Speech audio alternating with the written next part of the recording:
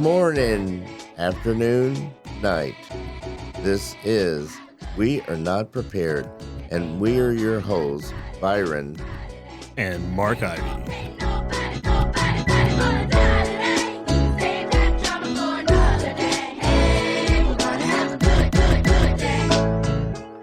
Welcome for another chapter of We Are. What are you from? We Are. Louis? Well, I'll say. We Are Not Prepared podcast, like the Bayou or. We Are Not Prepared. Okay, welcome back, everyone, to We Are Not Prepared. Look at us being super not prepared. And look at us back together. We are back together. I mean, that prison time really did me some good, Mark. And, hey, I'm just glad my dad was able to bail you out. And it is actually true. You should not pick up soap in the shower in jail. So I'd ask why, but we have a guest. We have a guest today, and we're going to act correct. Ladies and gentlemen, from now upstairs, make a little noise for Hannah Kinsey. Hi, Hannah. Hi. Tell me some good news. The good news is that I am now upstairs and I get to bug you every day of my life. Just don't howl like your dog. No. I was going to say, because we were having this discussion, if you're just tuning in to our talk before. They are. They just, it just started. Okay, if you just started. So we're talking about dog howling. So I wondered who does the best dog howls, blind people or black people? So we're going to have a contest right now. Yes. All right. Hey, let's beat him. The blinds must win. The blinds will beat the blinds. This is going down real quick. Okay. So, and Santiago pulled the plug. Who goes first? Hannah. I go first? Yeah, you're ladies first. You're the guest. First. Okay. Bless little Santiago's heart. It's going to clip. Okay. All right, here we go.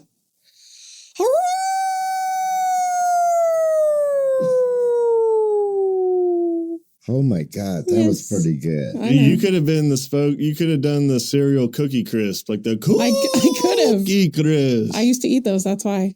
My spirit animal. Yeah, those ruled when they were like, hey, here's cookies for breakfast. Is it my turn? Yes, sir.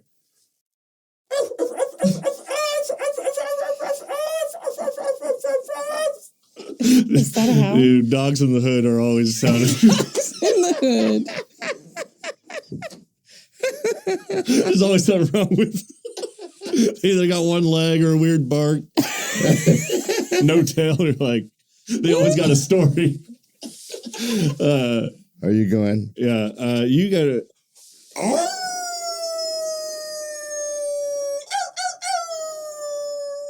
That's a werewolf. Oh man, I will say, Santiago probably will give a thumbs up. I think that the blind people beat the blacks. Finally, on howling. We're finally.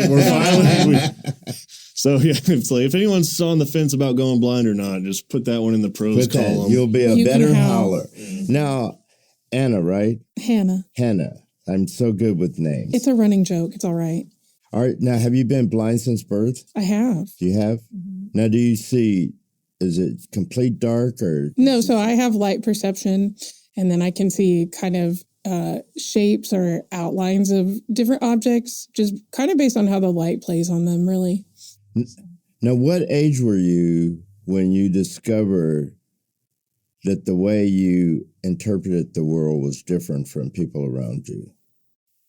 I think, well, the first time it really became clear that obviously I saw differently was probably 3 or 4. And that's kind of when I discovered that I could see this light and these shapes, but I had nothing else. And everybody else, of course, was like, look, that fire truck is red. And I didn't have that. So I think that's when it first became clear to me. But I think when reality like really hit that I was different was probably like middle school and high school. Everybody getting their driver's licenses, experiencing different things. And I felt behind after that bit. So you didn't go to Muskogee school? I did not, no. Is that your choice or parents? That was, we were in agreement. So my parents didn't want me to go there. I didn't want to go there. And so I just went to regular public school. Yeah, no, I mean, everyone's different, but I was one of those where it's like, I wanted to stay in a public school because that's where before I lost my vision, that's kind of where I was. Yeah. Yeah. I think some of my like independent skills, at least for a while, suffered because of it. But my social skills and just being able to interact with the world around me, I think I probably am a better person for it. Just because I didn't have to learn those after graduating high school, which I think I see a lot with going to the school for the blind, because you don't get as much interaction with sighted people, the outside world, which I think is hard. Do you go through, Mark and I have talked about this, but do you go through a period of grieving? Like that you're missing something before, does that make sense? Mm-hmm. I think, yes, I did, but I honestly think it was more because I really experienced like how cruel other people could be in middle school and high school. And so I was made fun of a lot, and I was left out of a lot of things because of being blind. And so that really, for me, was my grieving period. And I think if I didn't have the support of my family, then I really don't know where I would be today because of that. But yeah, so I did go through that. And then when I got into college, things really began to change, and I had a better outlook on life at that point. People were nicer. Yes. People were nicer. But I guess that makes you resilient, the way people treated you in middle school. I agree. So take that, you bullies. It's funny how we look at difference as negative. It is interesting. Mm-hmm. In our society that if you're different, that's not a good thing. Ours, not even people, but if something is different. Mm-hmm. I mean, our first response usually is, what the hell? Are you awake over there, Marky? Yeah, we were having too good of a conversation for me to answer my wife's phone and put her live on the podcast. So I was like, maybe if that happened when we're cutting up, but I was into that conversation. So yeah, I made a good choice. Good job. Hey, but we can go back to the blind stuff too, but I want to ask the same question he asked, but not your vision. When's the first time you realized you had a special voice? So my family, excuse me, was really, Don't let that be a judge of how her voice is. Everyone. No, please don't. My gosh. Right after I give you that, I'm so sorry. I spit loogies better than that's right. Yeah. She's got like the longest loogie for a while. When did you develop this talent? Used to spit watermelon seeds. Popcorn and root beer. That'll give you the best loogies right there. I'll tell you what. So my family, my mom and her two sisters and my mom's brother-in-law, they all sang in a Southern gospel quartet. So we traveled with them when we were young. And so I was put on the stage very early. And so I probably started singing in front of people for the first time when I was like 4 or 5. And I sounded like a baby chipmunk with an accent, like a hick accent. It was delightful. But I don't think I really realized it until I was older. I mean, I didn't really start pursuing vocal music until college. Oh, okay. So you weren't like in high school choir or anything? My senior year of high school, I was in the choir, not before that. Before that, I was all about instruments. So I played clarinet in the band and did all the honor bands, made All-State a couple times. And so I was more into that.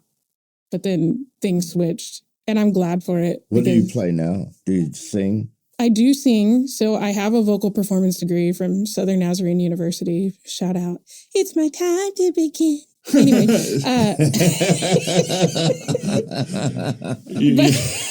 Is that you on that? No. Okay.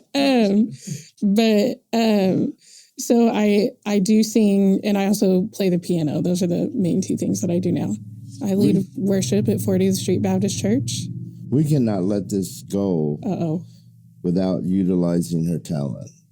Well, we don't have a piano. So you sang in a quartet. What is something we all know? I didn't sing in a quartet. But you stood by a quartet. That's okay. close enough. All You're right. closer to a quartet. Have you been around a quartet? No. See, this is our chance. We get to have a trio. So, what song could we sing? I've heard Mark sing. This is terrifying. What? Mommy made me mash my M&Ms. Where are you going tonight? Santiago gave me some pointers last time. Oh, did he? Yeah. What kind of songs do you sing, like, just for fun? Just for fun? Yeah. So I sing a lot of classic country. Mark thought he could beat me in a name that tune contest for classic country, and it did not go well for him. I will say. How about On the Road Again? Willie? On the road again. I just can't wait to get back on the road again. Okay, we can do this together. Here we go. So that's all I know, though. That's all we need to know. Okay. It's a short show. Are you ready, Anna? I'm so ready. Okay. 1, 2, 3. On the road again. I just can't wait to get back on the road again. Hold on, time out. Don't quit the day job. What are the words? So, we just have to get the words. So, is it on the road again? I just can't wait to get on the road again. Yes. Okay, I should remember this since I'm. Okay, 1, 2, 3. On the road again. I just can't wait to get on the road again. Hey, that was pretty good, guys. All right. That was not bad. That was not bad for, a couple of hours, and we would have a hit. We only have a couple more minutes, though. We're in big trouble. We're doing well. Now, where'd you grow up, Anna? So I grew up here in Oklahoma City. So we lived in Bethany for a little while. I don't know why they had to consider themselves their own town. They are snobs. They're basically right in the middle. We have a huge listenership in Bethany. Right in the middle of Oklahoma City, though. Come on, y'all. It's okay. Anna, we don't have a huge listenership. No, trash them. We don't want them anywhere. Anywhere, yes. But yeah, so we lived there. If you say they stink, we're with you.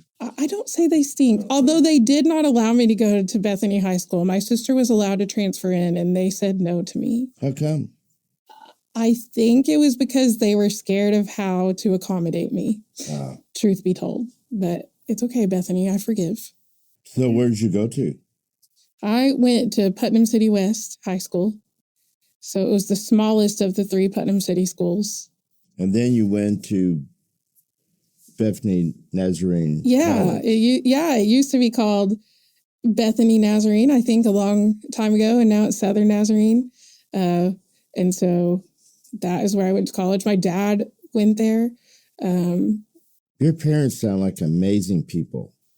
They are amazing. Now, what kind of work did your mom and dad do? So I have a Hobby Lobby family. So my mom works in the jewelry department in corporate. She's a buyer's assistant. And then my dad drives a truck for Hobby Lobby. And then my brother-in-law also drives a truck for Hobby Lobby. You are a Hobby Lobby family. Crafts everywhere. She buys jewelry. Mm-hmm. I didn't even know Hobby Lobby had jewelry. They sure do. They get it all from China. Do they? And so, does she speak Chinese? She does not. Only when she wears the jewelry. Yeah. Exactly. Yeah, how did you... We've talked about this of course off air because it's our first time on air with you, but did you grow up with them the whole time? How long have you lived by yourself? Because I remember talking to you and I was like, well, that's long. Like, you've lived by yourself. I was so confused by the question. Sorry. Did your parents just materialize? Did you grow up with did you live with a grandma, like, away from your parents for a while or something? No. Never? Mm-mm. Okay. Never mind. No, that wasn't. I don't know who you're thinking of. He confuses his blind people. I know, it's hurtful. Like, we're all the same. Yeah. How long have you lived by yourself in this house down the street? So I actually moved into this house a couple months before I started at Newview. It was really Providence, I would say. And so I've been in that house for three years now. Providence? What do you mean? I mean, I wasn't. Yeah. I'm with you. Like, like universal timing. Yes. Like, Oh, you didn't know the job? Okay. Yeah. That's what I Exactly. meant. Okay. Wow. That's awesome. I thought you just didn't understand the word. No. I'll I knew. use smaller ones. Yeah.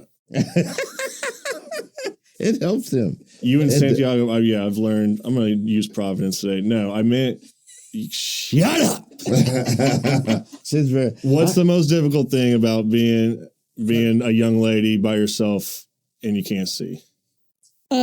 Matching clothes. And I'll tell you my secret is that I have a little sister and I pay her to come clean my house and match my clothes. Good for you. That's That is awesome. that is something I never thought of though. That's really very helpful. And Thank- women are mean about clothes. Like, you better look good and be stylish, or like they will let you know. I will tell you, you do look stylish, but you also have like the calmest presence about you. It's just amazing. It's really cool being around She's you. fun to hang. Yeah, you just have a very calming.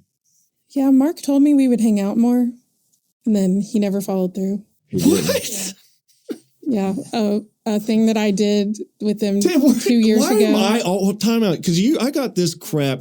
I was at a wedding this weekend, and you're in Tulsa. You never hit me. You said you got it. Why is it always up to me to follow through with everything? Why because can't you're the one that said, Suggested. yeah.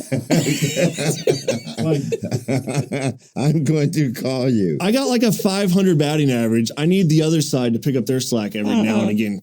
Kinsey, So let's get a commitment out of him. Yeah, Hannah. let's do it. So you're going to call her.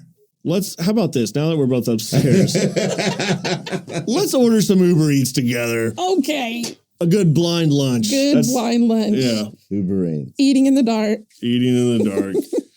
That was, yeah. And I'm sorry that we have to end so early, but Mark double booked us. Actually, it was me. It wasn't Mark. That's okay.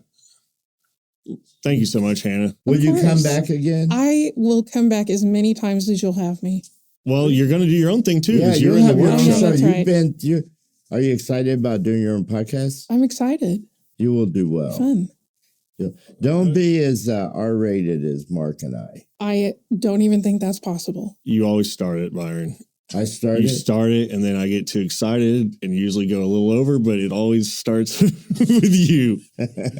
And yeah, this has been Mark Ivy, Byron Jackson, and Hannah Kinsey with We Are Not Prepared.